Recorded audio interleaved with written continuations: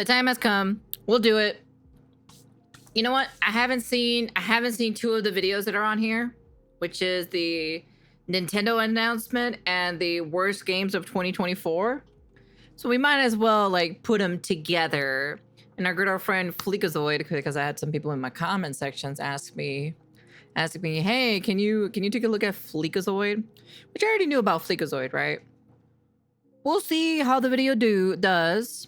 If people enjoy it, then we'll take a look at it a little bit more. But if not, it'll just be a one-time thing on YouTube, and it's just only be exclusive on Twitch anyways. So anyways, let's go take a look at it real quick.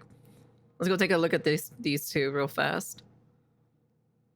Konnichiwa, pimps. For many, many years, Xbox and PlayStation have gone back and forth competing to have the best graphics, the best performance. Our online services are free. Oh yeah? Well, if a 12-year-old wants to yell slurs at a father of 4 on Xbox, they have to pay old Billy Buys All the Land $50 annually. That's racism as a service, motherfucker. Well, while those two bickered in what was known as the console wars, one thing I always respected about Nintendo is that they quit before the real party even started. They just opted to be like Denmark during World War II. They surrendered in the first 6 hours. They had zero interest in competing over power. When Microsoft started the war against PS2 by launching the more powerful Xbox original, did Nintendo try to make a more powerful console? No. Nintendo just waved the flag and said, check this shit out, you won't believe it, we made a fucking cube! When the console generation...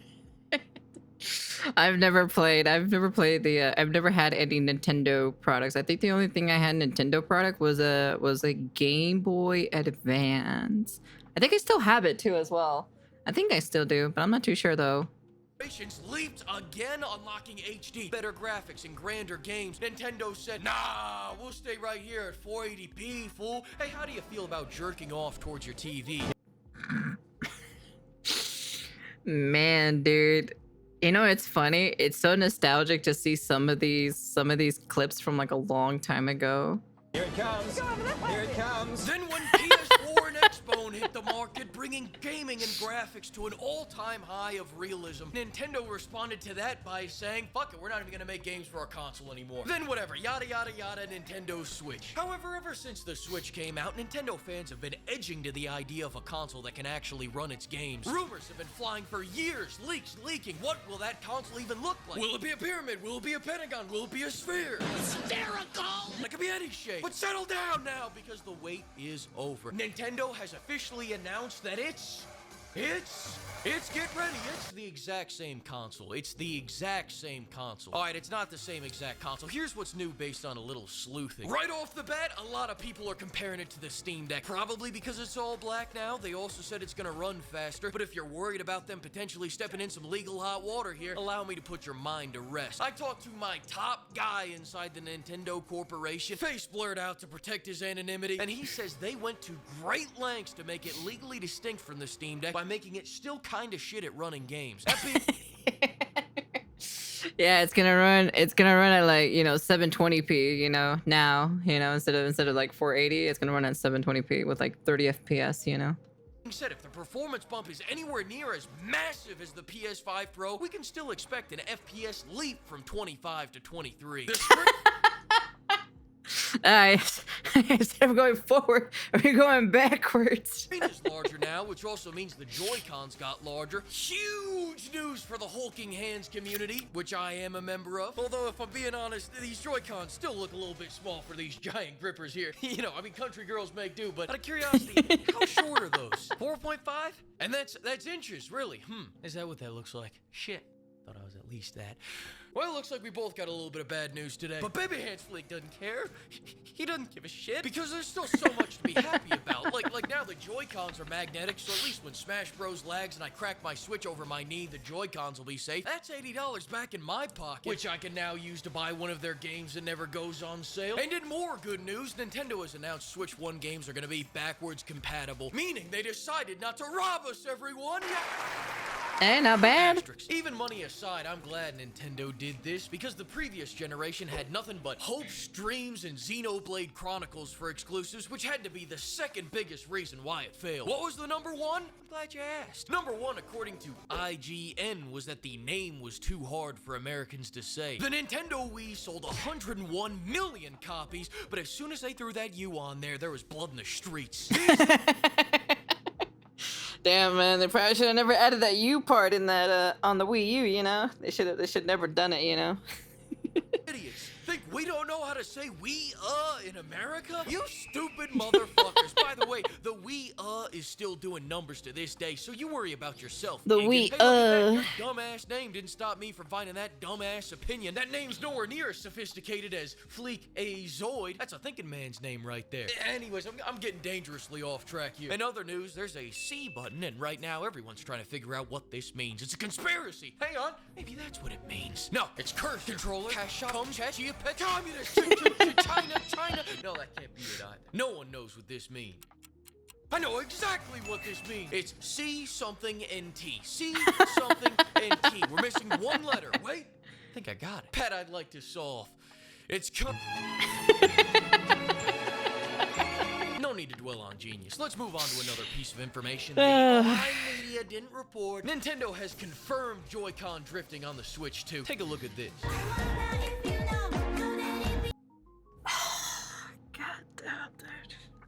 Why didn't I see that coming? Why did I not fucking see that coming? God fucking damn it, I should have saw that coming a mile away. Did you see that? Maybe if I put some cars in there, you'll get it. Let me play it again.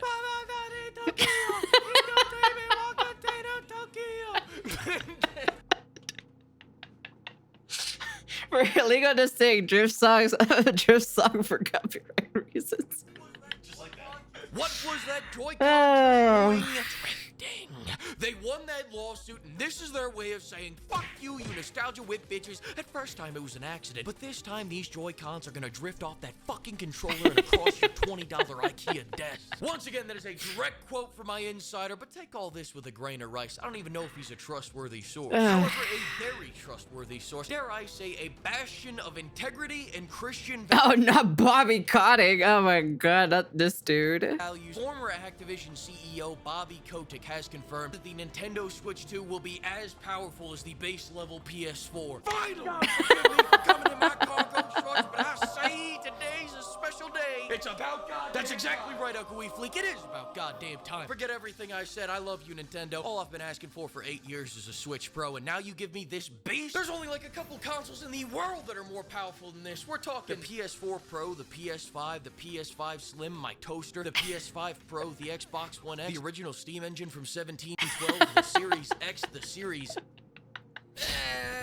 No, not that one. The Steam Deck, my Ninja Blender. But you know what none of those consoles has over the Switch 2? Exclusives. Power doesn't mean shit if you have nothing to use it on. Nintendo's got 3D Mario, 2D Mario, Paper Mario, Mario Kart, Mario Sports, and you know I can't forget Mario Party, Mario Rabbids, Zelda, Bayonetta, Metroid, Smash Bros, Kirby, Pokemon, Astral Chain, Xenoblade, Wii Fit Trainer, Wii Fit Trainer, Wii Fit Trainer, Nintendo. They're eating the Nintendogs. Finally, I'll be able to run.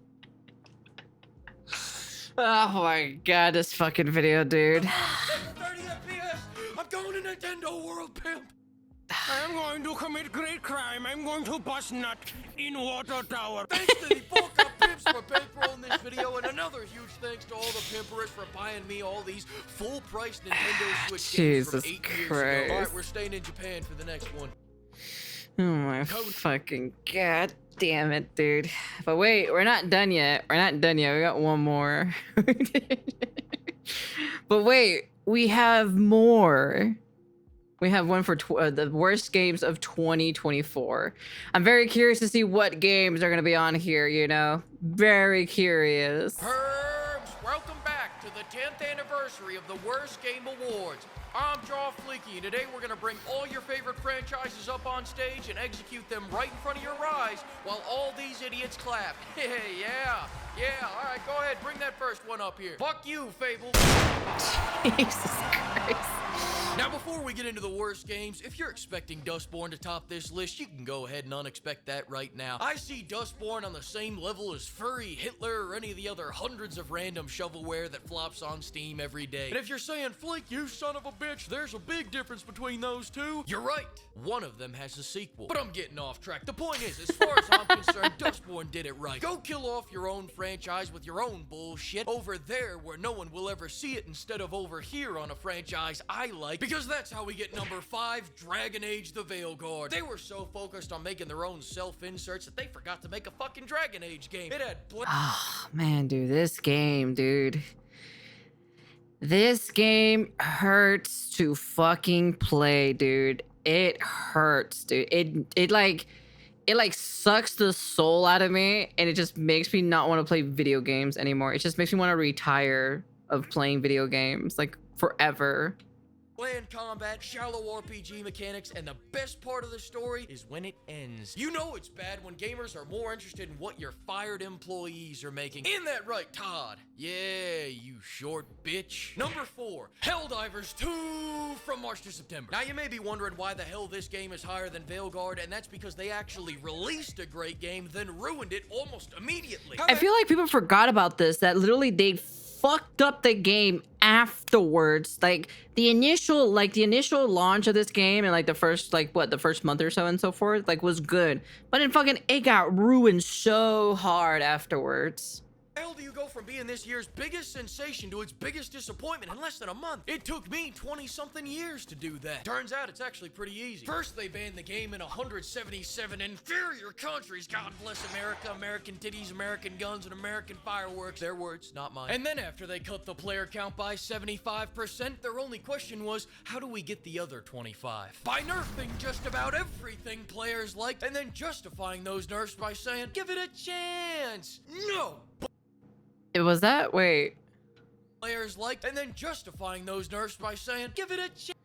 Helldivers 2 devs admits having your favorite toy nerfed absolutely sucks, but calls on players to give it a chance. Give changes a chance. Damn, that's crazy.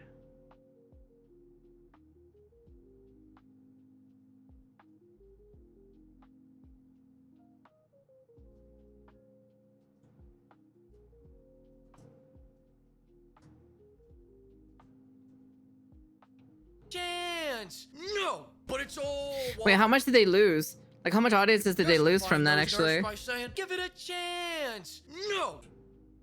Ooh, yikes. But it's all water under the bridge now because they unnerfed everything and dropped a fantastic new update. Yeah. That's crazy how they unnerfed the stuff that they nerfed. That's a little bit wild, to be honest. 177 countries are still banned, but peace has returned to Helldive. Motherfucker! Todd, I remember the Killzone thing. Yeah, Sorry I forgot about that though. Before. Get up here. I got a handcrafted trophy for you. Just kidding. It's an empty box. Fuck off my stage. Go back to your booster seat. Number 3. How can we forget about this year's biggest loser, the quadruple XL flop overweight watch? Concord, did you not just hear what I said? I said die where no one else will see it. When you spend 400 million fucking dollars, now I gotta see it. Despite everyone attributing the failure of Concord to the oversaturated market of hero shooters, it actually came at the perfect time to penetrate the market. Fellas, somehow after 8 years of development hell, they managed to perfectly line up their release date to be exactly when Overwatch fell off and left a wide open door for any decent hero shooter to take their spot. Now, unfortunately for Concord, that door was not wide enough for dogs. So Marvel Rivals slipped in there instead. Here's the slow and wide. I don't need to play as characters that deadlift 400 pounds every time they get up from a chair because one's more than enough. Other than making Overwatch worse by putting its gameplay on Dawes diet and budget cutting the roster, the only unique value out of Concord was that they were gonna add weekly cinematics. Sony, not again. Come over here. Listen, we already have 15 seasons of Man vs. Food. We didn't need to see Dog go for another 20. We finally... That was it. Oh my fucking... Made a game that didn't have 30-minute walk and talk alongs, and it won Game of the Year. Look at that, buddy. Todd wasn't even up there. No, it wasn't because he couldn't reach it, you know, because of his short height and all. Anyways, what I'm saying is take a hint. Please just surrender. I'm sorry, I meant Ubisoft. Where you at? Number 2, Ubisoft. Please just surrender to Tencent already. After all those times you Frenchies surrendered, now's when you start putting up a fight? But all kidding aside, Tencent's just a new flavor of shit, pimps. But Ubisoft, you've been fucking up for years. You kind of brought this on yourself. You've ruined half your IPs, the other half you've forgotten about, and because of your NFT game, I just discovered you got Rayman somewhere doing coke off a cowgirl's ass. Listen, I'll wish list that and research that later. It's not the point. The point is they're at number 2 because Damn, dude, is that what they did with Rayman? Like, literally straight up? Is that actually him sniffing coke? Damn, dude, that's crazy, dude. That's just legit crazy seeing their own IP. Wasn't Rayman like their mascot or something from like a long time ago? Man, dude, that's wow, dude. That is absurd, man. That's just crazy to see. Ubisoft made so much dog shit this year, I had to lump it into one worst game so they didn't take That's over just the entire sad. goddamn That's just list. sad This what they year's did to been a their mad dump of IP. blanks for them. They started 2024 by launching their quadruple A mobile game that cost them $200 million to make. Dude, these people who made this game, man, I feel so sorry for them, to be honest. God, dude, it must have fucking sucked balls to work on this game. Which started as a Black Flag DLC, by the way, so I guess they spent 11 years and $200 million making that game worse. Then they launched the Call of Duty killer X Defiant, which was killed by Call of Duty. Star Wars Outlaws was so boring, not even the people who bought it played it. And they capped off the year by delaying the final nail in their coffin to 2025, replacing their big finale instead with not one, but 2 NFT games. Be honest with me now, Ubisoft. How much of Rayman's supply did you inhale to cook up these brilliant ideas? Dude, Yasuke is their new mascot now. So how much of Dude. Rayman's supply did Dude, this is sad of seeing this, dude. That's crazy. And I remember Rayman, the old Rayman with platformers and everything. Man, dude. Yeah, they released 2 NFT games at the end of the year. you inhale to cook up these? Dude, look at that, dude. That's crazy to see that. Once a gaming icon, now look at him, dude. Is this what they decided to do with his mascot? With their own mascot? That's crazy. That is such disrespect to their own mascot that they've created a long time ago. I don't know, man. That's just fucked up, to be honest. These brilliant ideas. Did you guys make this in a weekend? And if so, why? Ubisoft flopped so many games this year, now they gotta pray for some El Salvadorian cartel to launder money via snow-sniffing Rayman NFTs. Moving on. No, wait, hang on a second. I forgot that they launched Prince of Persia at the beginning of this year. Nah, it's alright, so did everyone else. But this last game is unforgettable. Truly, some magical things had to happen for this to align with our big 10th anniversary show. Things that may not have ever seemed a possibility. If you truly love video games like I do, this moment is for all of us. And the winner of this year's worst game of the year is Todd. Sit your ass back down. You can't even win a worst game award. No, it's Suicide Squad. Bye, Arkham Batman. At least this time the chair's leather. Jesus I bet you forgot Christ. this piece of shit even came out this year. I did not forget I. about this I just game. edited it 5 minutes before I was about to publish the video. Listen, I've got 3 videos on this game. I'm done talking about it. The game was bad. Yeah, I'm also done talking about this game too as well, man. The cash shop was bad, and all the post-launch content was like an IV drip of cyanide. We got the Twinkler, Mr., Mrs., Freeze Fire, whatever they identify as. Then we got the social justice daughter of a hitman, and then just a chill guy. After all And then just a chill guy.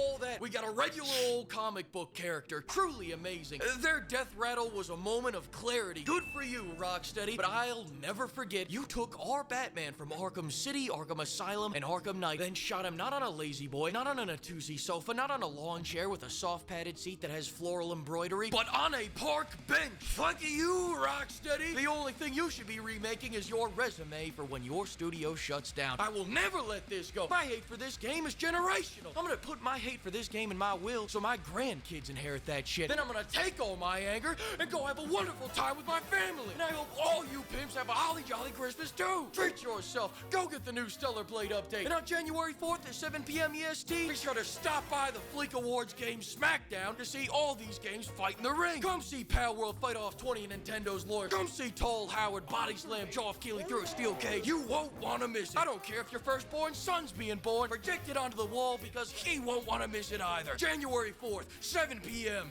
Be there. Jesus Christ. What a great video. Like I said, Fleekazoid is a funny ass fucking person, dude. I don't know how he manages to do all these videos and like fucking do them so fucking well, dude. It's probably because he knows how to do editing like really well, and he probably has all the assets already kind of done beforehand and everything. And he does like a script and all this other stuff too as well. What a great video. Like I said, if you haven't subscribed to Fleekazoid, you should, man. Funny ass fucking dude, man. But anyways, yeah, we're gonna see how this works. But yeah, that's the end of the video. You guys can comment, like, subscribe, do all that fancy jazzy stuff. And yeah, I've finally seen Fleekazoid for my YouTube audience. And that's the end of the video. And peace.